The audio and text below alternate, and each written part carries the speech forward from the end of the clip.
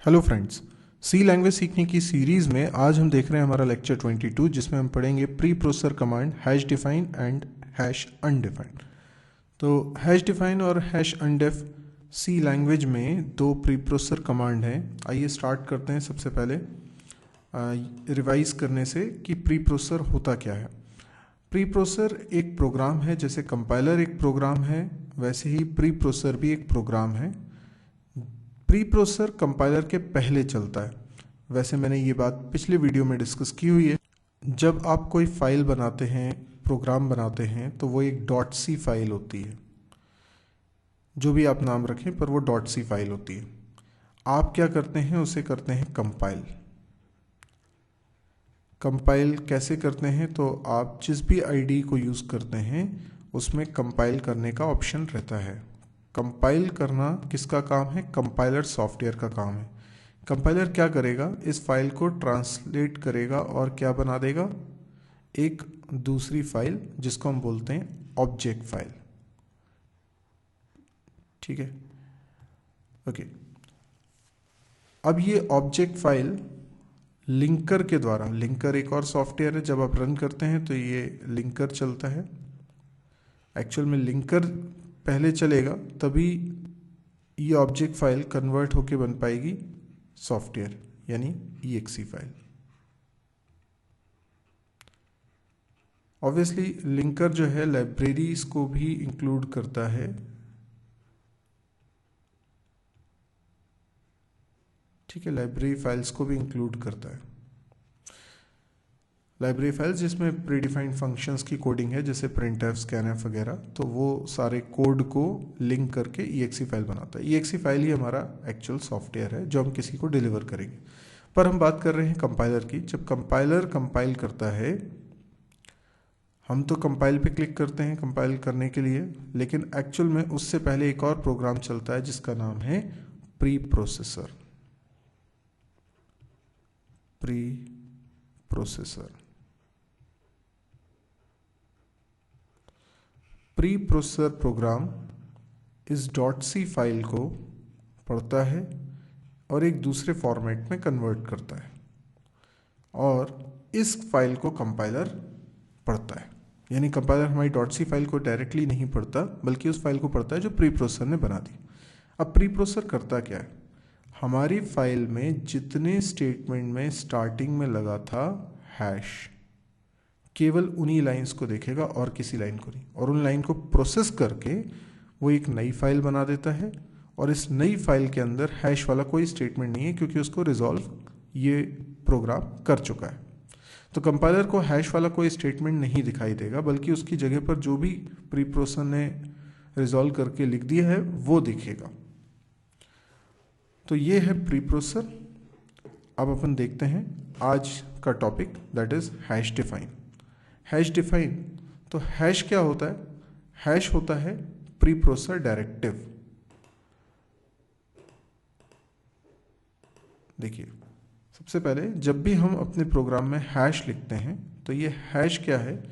एक special symbol है जो प्री प्रोसेसर प्रोग्राम को इंडिकेट करता है कि इस लाइन को नोटिस करो, इस लाइन को प्रोसेस करो, यही लाइन तुम्हारे करने के लिए है। तो ये प्री प्रोसेसर डायरेक्टिव कहलाता है। इसके बाद आप जो कुछ लिखते हैं दैट इज कॉल्ड कमांड। तो यहाँ पर जो लिख रहे हैं वो बहुत कुछ हो सकता है। आप यहाँ लिखें इंक्लूड, हो सकता है आप यहाँ लिखें डिफाइन, हो सकता है यहाँ और कुछ लिखें। अभी हम पढ़ रहे हैं कि यहाँ पर अगर हम लिखते हैं डिफाइन तो इसका मतलब क्या है? जो भी आप यहाँ लिखते हैं ये कहलाता है प्री प्रोसेसर कमांड। यानी प्री प्रोसेसर हैश के कारण ये समझता है कि मुझे इस लाइन को पढ़ना है, और इस शब्द के कारण ये समझता है कि उसे करना क्या है। तो हैश डिफाइन के तुरंत बाद आप लिखते हैं एक शब्द जिसको हम बोलते हैं मैक्रो। आप कुछ भी लिख सकते हैं, जैसे मैं लिख देता हूँ पाई, PI, पाई। ये कैपिटल स्मॉल दोनों में हो सकता है, ये आपकी चॉइस है किस में लिखना चाहते हैं। ये आपने हैश डिफाइन के बाद स्पेस दिया है, उसके बाद कोई शब्द लिखा है, और फिर स्पेस देकर आपने उसका रिप्लेसमेंट कैरेक्टर सीक्वेंस लिख दिया है, जैसे मैंने लिख दिया 3.14। ठीक है।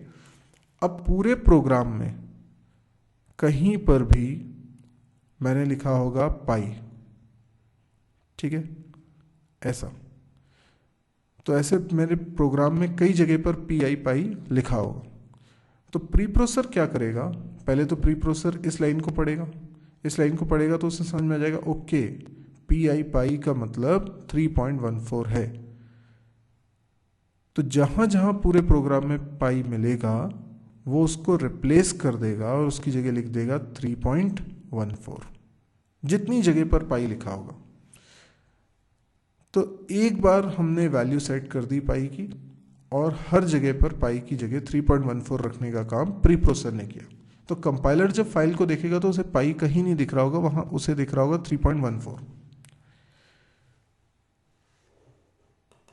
तो hash defined directive defines N identifier, identifier मतलब जिसका कुछ मीनिंग हो, एंड अ कैरेक्टर सीक्वेंस।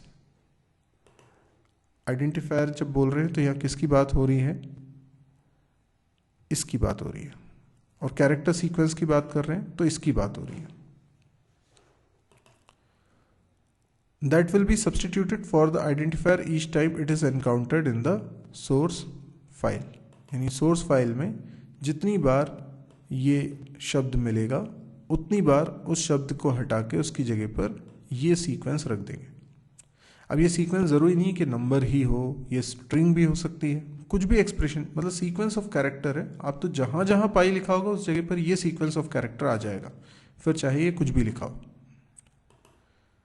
तो इसका जो जनरल सिंटेक्स है वो अभी मैंने आपको समझाया। हैश डिफाइन लिखेंगे, उसके तुरंत बाद आप आइडेंटिफायर लिखेंगे जिसको हम क्या बोलते हैं, मैक्रो बोलते हैं, यानी इस चीज़ को हम मैक्रो भी बोलते हैं, मैक्रो। तो मैक्रो को हटाकर वो ये सीक्वेंस ऑफ कैरेक्टर्स रख देगा। ध्यान रखिए हैश डिफाइन वाली लाइन में आखिरी में सेमीकोलन नहीं आता। कई एग्जाम्पल हो सकते हैं, जैसे अभी मैंने 3.14 पाई का एग्जाम्पल दिया, मैंने लिखा मैसेज MSG और उसकी वैल्यू कर दी हेलो। तो नंबर भी लिख सकते हैं, स्ट्रिंग भी लिख सकते हैं, हैश डिफाइन, और इसमें लिख दिया पाई 3.14, और उसके बाद फिर मैंने लिखा इंट मेन, और इसके अंदर मैंने लिख दिया int R float A printf enter radius of a circle scanf %d address of R। A में असाइन करता हूँ 3.14 की जगह मैं सीधे लिखता हूँ pi into R into R। Result print करा देता हूँ, area of circle is %f और वैल्यू a। ये बन गया हमारा प्रोग्राम। इस प्रोग्राम को मैं कंपाइल रन कर लेता हूँ। तो इस प्रोग्राम में जहाँ जहाँ पाई लिखा था वहाँ पर प्री प्रोसेसर ने कर दिया होगा 3.14। एंटर करता हूँ रेडियस, जैसे मैंने एंटर किया 5, रिजल्ट आ गया 78.5, जो कि बिल्कुल सही है। हम बनाएंगे मैक्रो, लेकिन वो देखने में लगेगा फंक्शन की तरह। तो ये उसका एक एग्जाम्पल मैंने दिया हुआ है। मैं एक और एग्जाम्पल कोडिंग के ज़रिए आपको समझा देता हूँ। मान लीजिए मैंने एक मैक्रो बनाया और उसका नाम रख दिया सम, ठीक है। और जब मैं मैक्रो बना रहा हूँ तो उसमें फंक्शन की तरह मैं आर्ग्यूमेंट्स भी मेंशन कर सकता हूँ, पर आर्ग्यूमेंट में कोई डेटा टाइप नहीं होगा। जैसे मैंने लिखा A, B, ठीक है। और मैंने इसका जो जिस कैरेक्टर सीक्वेंस से रिप्लेस करूँगा इस मैक्रो को, वो लिख दिया A+B। तो एक्चुअल में इसका यूजेज कैसा है, देखिए मैं इस कोड को हटा देता हूँ। मैंने मान लीजिए लिखा printf sum of 3 and 4 is %d और यहाँ पे लिख देता हूँ sum 3,4। ठीक है, ये कोड लिख दिया। तो जहां पे लिखा है सम 3,4 वो रिप्लेस होने वाला है।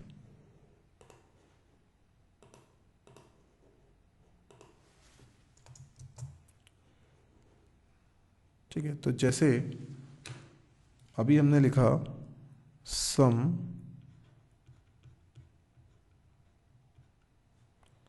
3,4। ठीक है, इस चीज को प्री प्रोसेसर क्या करेगा, रिप्लेस करेगा। इसकी जगह पर क्या लिख देगा 3+4, क्योंकि ये 3 एक्चुअल में क्या है A और ये 4 क्या है B। और हमने कहा था कि जब भी आप लिखोगे ये मैक्रो तो वो रिप्लेस हो जाएगा किससे, A+B से। अब A जो भी हो और B जो भी हो, A 3 है तो ये 3+4 हो जाएगा, है ना, क्योंकि यहाँ लिखा था A+B। तो हमारे इस प्रोग्राम में प्री प्रोसेसर ने जो चेंजेस किए वो सिंपल है, यहाँ पे लिख दिया होगा 3+4। तो देखने वाले को ये लाइन ऐसी लगेगी जैसे ये कोई फंक्शन कॉल कर रहे हैं और उसमें हम 3-4 एज एन आर्ग्यूमेंट पास कर रहे हैं, जबकि ये कोई फंक्शन नहीं है, क्योंकि ये तो कंपाइल होने से पहले ही रिप्लेस हो जाएगा A+B यानी 3+4 से। इसमें बस हमें वैरायटी मिल जाती है कि हम 3-4 की जगह कोई दूसरी वैल्यू भी लिख सकते थे, वो भी रिप्लेस हो जाती है। यानी अगर मैंने 5-6 लिखा होता तो यहाँ आ जाता 5+6। एक बार इसको कंपाइल रन करके भी देखते हैं। आप देख सकते हैं इसका रिजल्ट आ रहा है 7। ठीक है, अच्छा अगर मैंने यहाँ पे लिखा होता, सपोज करिए सम की जगह प्रोडक्ट, ठीक है, और यहाँ पे भी लिखा होता प्रोडक्ट और यहाँ पे लिखा होता A मल्टीप्लाई बाय B। ठीक है ना, तो मैसेज भी चेंज करता हूँ, प्रोडक्ट ऑफ 3 and 4 इज। अब इसको मैं कंपाइल रन करता हूँ। क्या एक्सपेक्ट करते हैं, A और B 3-4 है, तो प्रोडक्ट 3-4 की जगह पर क्या आ जाएगा A इंटू B यानी 3 इंटू 4, बिल्कुल सही। तो देखिए रिजल्ट 12 आना चाहिए। यस, बिल्कुल सही, 12 आ रहा है। अच्छा, लेकिन मैं ऐसा करूं तो क्या होगा, मैंने लिखा 3+2 एंड 4-6, 3+2 4-6। अब क्या होगा, देखिए हमने लिखा प्रोडक्ट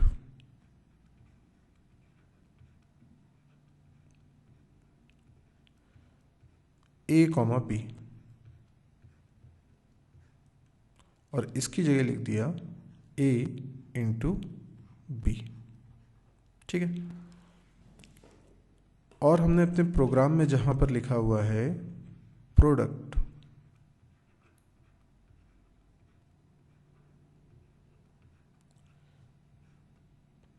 कितना लिखा है 3+2 और दूसरा क्या लिखा है 4-6। ठीक है, बिल्कुल ऐसे ही लिखा है। ओके, अब जब कंपाइलर चलाएंगे उसके पहले प्री प्रोसेसर क्या कर देगा, प्री प्रोसेसर रिप्लेस करेगा किसको, इसको हटा देगा। ठीक है, इस पूरे को हटा देगा, इसकी जगह क्या कर देगा, ध्यान से समझिए। A का मतलब क्या है, 5 नहीं है, A इज नॉट 5, मतलब आप ये 3+2 मत कर दीजिएगा। A का मतलब है 3+2, देखिए दोनों में डिफरेंस है। A का मतलब 5 नहीं है, A का मतलब है एक्सप्रेशन 3+2। ये सही है। इसी तरीके से b का मतलब 4 - 6 है, ना कि -2। तो ये चीज़ हटके a मल्टीप्लाई बाय b आ जाएगा, पर a मतलब क्या होगा 3 + 2, ये है a का मतलब। इसमें मल्टीप्लाई क्या हो जाएगा, इसमें मल्टीप्लाई हो जाएगा 4 - 6। अब जैसा कि प्रेसिडेंस रूल होता है, मल्टीप्लाई पहले सॉल्व होगा, तो ये हो जाएगा 3 + 4 × 2 = 8 -6, और ये हो जाएगा 11 - 6, और आंसर आ जाएगा 5। लेकिन अगर आपने कैलकुलेशन मिस्टेक कर दी होती है और आप a का मतलब 5 मान लेते और b का मतलब -2 मान लेते, तो -10 आंसर बोल रहे होते आप, जो कि गलत हो जाता। अगर आप चाहते हैं कि नहीं इसका आंसर -10 आ जाए, तो आप क्या करना, आप यहाँ पे ब्रैकेट लगा देना। इस तरीके से ब्रैकेट लगा देंगे तो क्या हो जाएगा, यहाँ पर भी जब रिप्लेस वो करेगा तो यहाँ ब्रैकेट लगा हुआ रहेगा, क्योंकि जैसा कैरेक्टर सीक्वेंस लिखा वैसे ही रहेगा। तो a की जगह 3 + 2 है, b की जगह 4 - 6 है, लेकिन मल्टीप्लाई होने से पहले ये दोनों प्लस होंगे और ये माइनस होंगे। तो फिर क्या हो जाएगा रिजल्ट, फिर रिजल्ट हो जाएगा ये 5 आ जाएगा, 5 × -2, तो रिजल्ट -10 आ जाएगा। ठीक है ना। तो अभी मैं इसको कंपाइल रन करके बता देता हूँ। अभी फ़िलहाल मैंने ब्रैकेट्स नहीं लगाए हैं a और b पे, तो यहाँ पर क्या होने वाला है, यहाँ पे रिजल्ट आने वाला है 5। ठीक है, ये मैंने कंपाइल रन किया, देखिए रिजल्ट आ रहा है 5। और अगर मैं यहाँ ब्रैकेट लगा दूँ तो देखिए ये मैंने ब्रैकेट लगाए,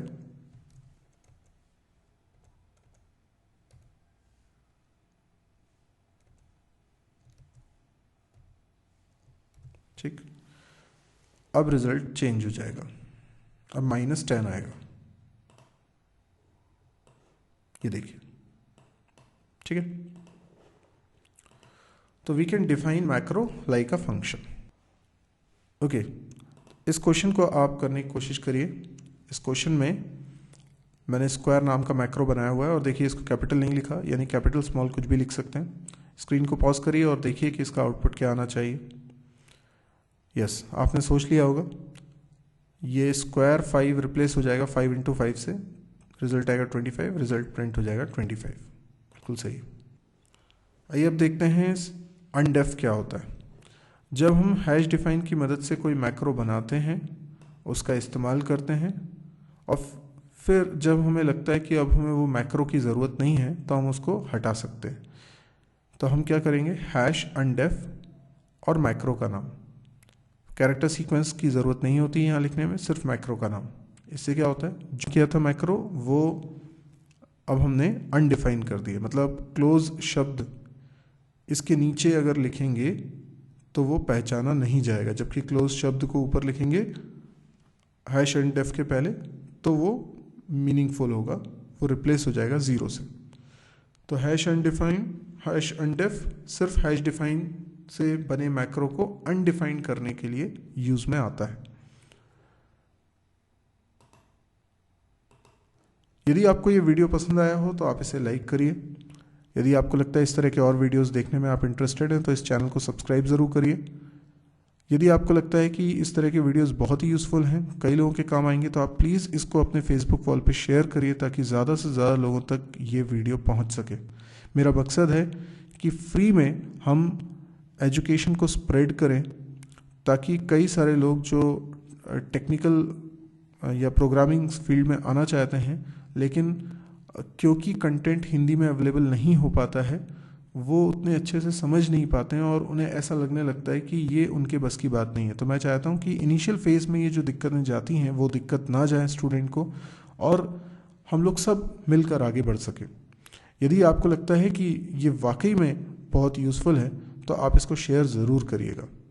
और अगर आप मेरे दूसरे चैनल्स भी देखना चाहते हैं जिसमें दूसरे सब्जेक्ट्स भी कवर कर रहा हूँ, जैसे C++ है, जावा है, TBMS है, PHP है, डेटा स्ट्रक्चर है, ये सभी चैनल्स के लिंक अगर आपको चाहिए तो आप मेरी वेबसाइट को विजिट करिए www.mysirji.com।